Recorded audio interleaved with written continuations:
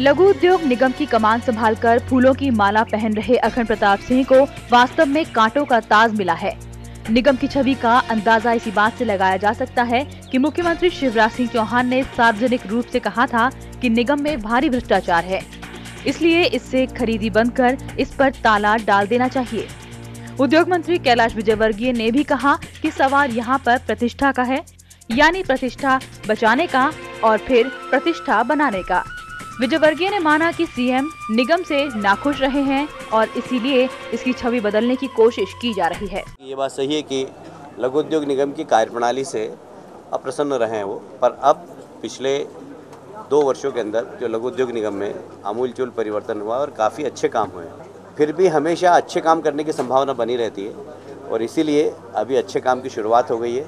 अखंड जी के नेतृत्व में और ज्यादा अच्छा काम होगा, ऐसी मुझे उम्मीद है। दरअसल अखंड प्रताप सिंह के सामने चुनौतियां बहुत हैं। पहले तो निगम को भ्रष्टाचार से मुक्त कराना है, इसलिए अपनी प्राथमिकताएं बताते समय वो ये जरूर कहते हैं कि पहले वो पूरे निगम और विभाग को समझेंगे।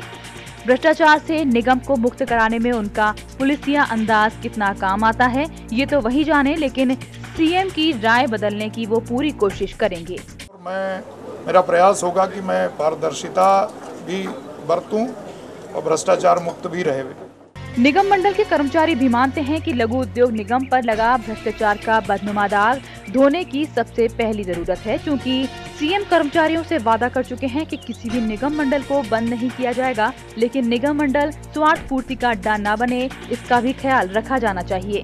जो एक गुडविल की बात है, लघु उद्योग निगम में जो थोड़ी बहुत छवि किसी तरीके से धूमिल हुई है, तो उसकी गुडविल फिर से अर्जित होना चाहिए और ये निगम वास्तव में जैसे 999 करोड़ की अपने बिजनेस की बात करिए, मैं समझता हूँ कि 2000 करोड़ तक होना चाहिए। ये बहुत ही महत्वपूर्ण निगम है और इससे कई लोग इससे रोजगार से जुड़े हुए हैं, तो इसके ऊपर बहुत गंभीरता से विचार भी होना चाहिए। अब ये देखने वाली बात है कि अखंड सीएम का भरोसा अखंड रख पाते हैं या फिर सीएम को अपनी कही गई बात पर फिर से विचार करना पड़ेगा। Bureau report, BTV news.